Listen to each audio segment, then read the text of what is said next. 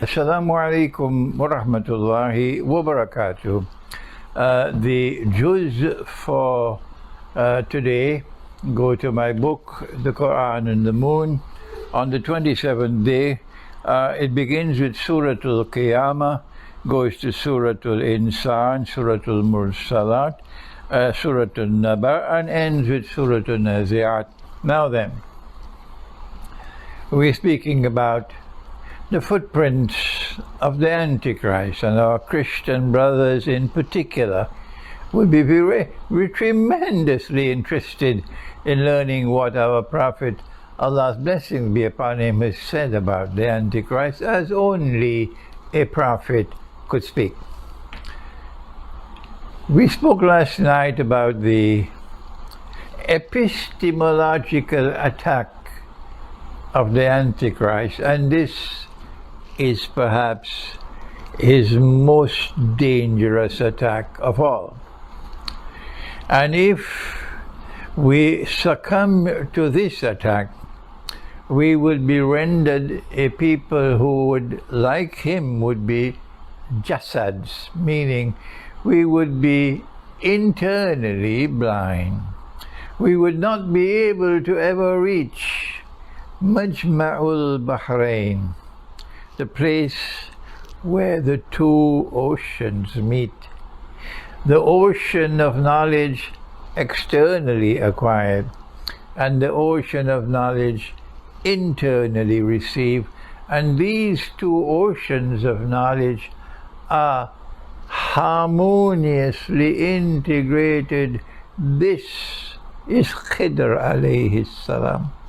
This was Maulana Jalaluddin Rumi, one of the rivers which came from Khidr alayhi salam. And Khidr is so much like Jesus. And from Khidr to Maulana Jalaluddin Rumi, and then so many rivers came from him, and one of them was Dr. Muhammad Iqbal. And so many rivers came from Iqbal, and one of them was my teacher of blessed memory, Maulana Dr. Muhammad Fadl Rahman Ansari, Majma'ul Bahrain, the place where the two oceans meet.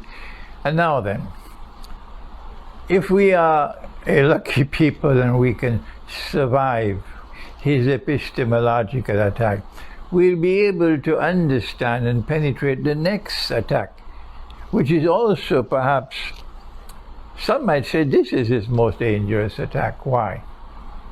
The Prophet, Allah's blessing be upon him, said that the Antichrist will come with a mountain of bread, and people will follow him for his bread. How does he get this bread? The answer, he gets this bread, this mountain of bread, which is what the modern West has today, because of Riba. The Prophet ﷺ is on Mount Arafat, and he gives a farewell sermon, Khutbatul Wida.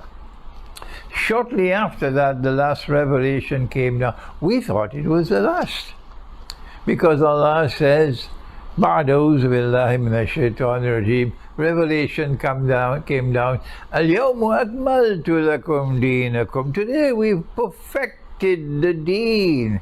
The deen was coming to us from all the way from Adam alayhi salam to Ibrahim alayhi salam to Abraham to Moses to Jesus. And now finally, the deen has come. There's one deen with Muhammad alayhi salatu wasalam. And today it is perfected. وَأَتْمَمْتُ عَلَيْكُمْ نِعْمَتِي. And today I have completed my favor unto you. So we thought this is the last. But no.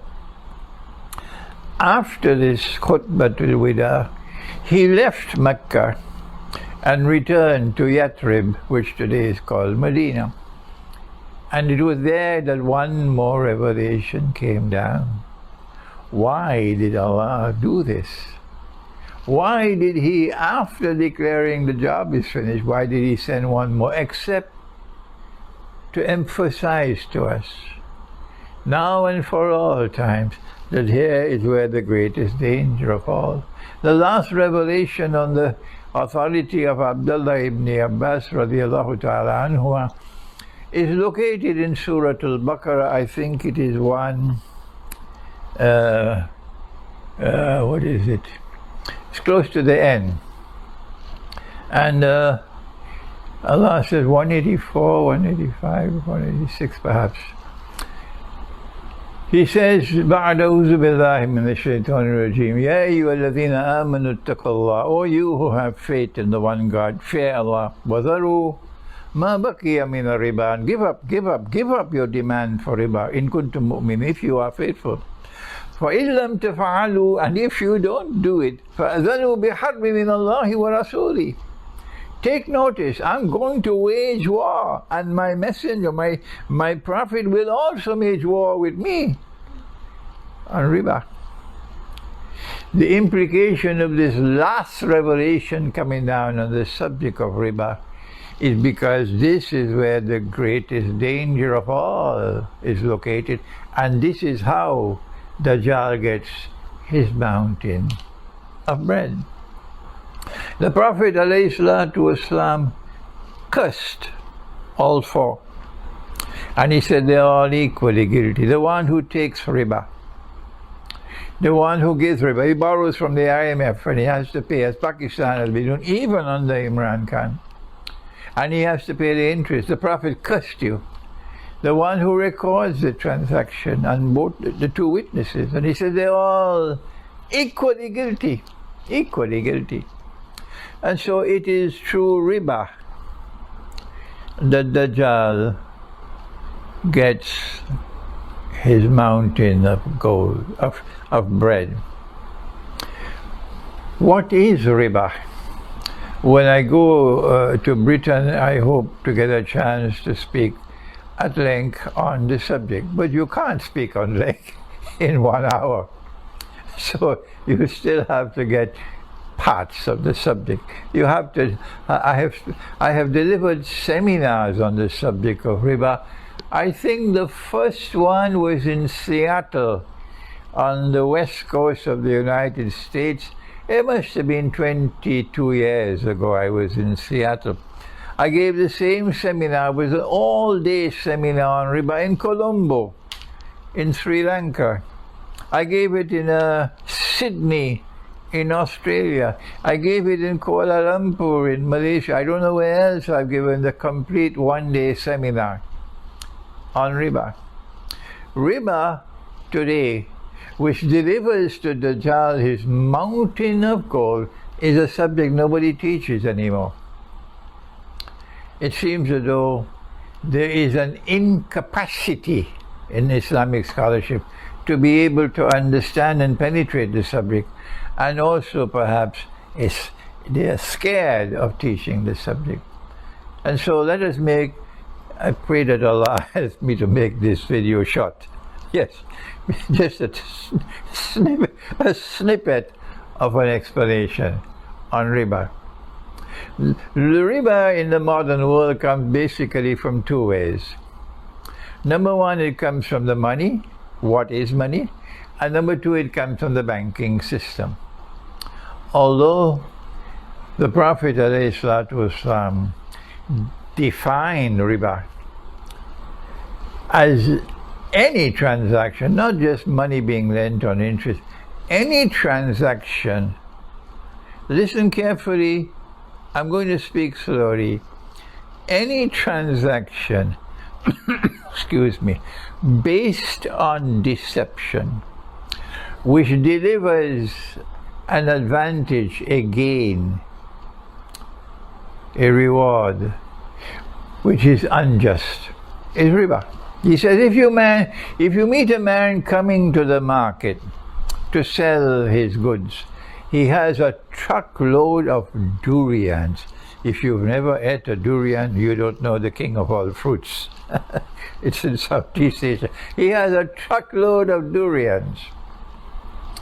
And you meet him outside of the market and you buy his truckload of durians from him. And when he goes into the market, he discovers he could have gotten a better price. The Prophet said that's riba. The price in the market was a higher price. You met him outside of the market. You concealed from him what was the market price. And you bought the truckload of durians for him by deception at a price lower than the market price. That is riba. You take your car to the garage. It's just a fuse that needs to be changed. And the fuse is probably €1. And the garage says, this is a big job. This is going to take 1 week.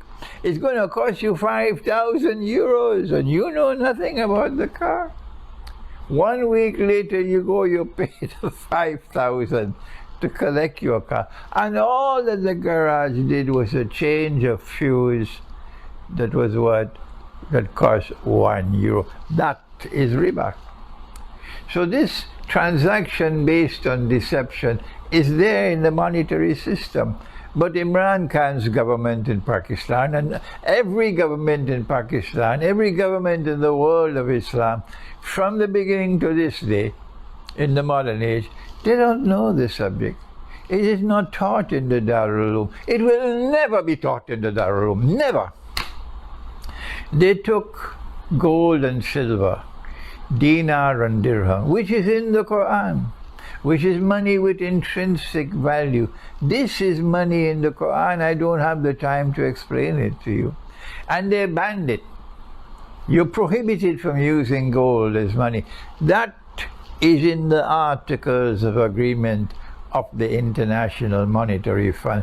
And if you make haram what Allah made halal, that is shirk.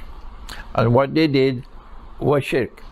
And if we follow them and accept it, we are also in the shirk. Perhaps now you'll be able to understand the hadith located in Sahih Bukhari, I think it is 4 times, that 999 out of every 1,000 will enter into the hellfire. Now you can understand there's only one way. There's only one way that the God who is kind and forgiving and merciful could send 999 out of every 1,000 into the hellfire. It's because he said, I will not forgive shirk. And they were committing shirk. So when the IMF banned the use of gold as money, they were now free to bring their bogus money into the market. Money with no intrinsic value. Money with, listen to the words, money with fictitious value assigned by people, and therefore it can be manipulated. And when they want to attack you, they will cause the value of your money to fall, as the money was falling in Pakistan because they're not comfortable with Imran Khan's government. And as the value of money falls, prices will rise. You used to work for a salary, and instead of paying you your salary in dinars, and now Russia is doing that, Russia's money now is being backed by gold. Instead of paying you with dinar, out there in Kimberley, they were going for the diamond veins underneath, they were paying the Africans in paper. And when they paid you with paper, if you were good waging, getting a good wage, and after 1 month you could buy a camel. But then after some time, the work is the same, the sweat is the same. But after some time, the salary can no longer buy a camel. It can only buy a donkey. How do we explain that? And then later on, it can't buy a donkey anymore. It can only buy a sheep. And if you're in Indonesia, later on, you can't buy a sheep anymore. You can only buy a chicken. Is there no sense in the head other than peanuts to understand that this falling value of money results in a massive transfer of wealth internally within the country to a predatory elite, and also a massive transfer of wealth outside, like a vacuum pump that you use for vacuuming your carpet. Instead, this monetary system is like a vacuum pump, vacuuming the wealth of Africa, vacuuming the wealth of the rest of the world, and bringing it up into the West so that Dajjal could have his mountain of bread. The banking system is the same, but we won't take the banking system now because it's already, this video is too long. I want to short it. And so, Dajjal will come with a mountain of bread. And when all the wealth of the world is over here, everybody wants a US visa, want a British visa. They want a Canadian visa. They want to go and live in Australia. They want Singapore. They want Brunei. They want to go where the bread is located. Not knowing that you are looking at and it looks like a river. Dajjal's river is not a river. Dajjal's river is his fire. And you're looking at Indonesia and Pakistan and Bangladesh, where the place is so poor, miserably poor. And you're saying, that's the fire. I would never go back to live in Bangladesh. I have more sense than that. Why would I leave New York or Los Angeles or Miami? Are you listening to me in the United States? I lived there for 12 years, you know. Why would I leave the green pastures of the United States of America to go back to Pakistan? Why would I do that? That's Dajjal. That is fire down there in Pakistan. The poverty is so great. No, you dumb. That fire is where the river is. That's what your prophet said. And it's time for you to wake up. Instead of following Dajjal for his mountain of bread, it's better for you to stay away from it, even if you have to eat what the Pakistani and Indians call dal and roti. Thank you.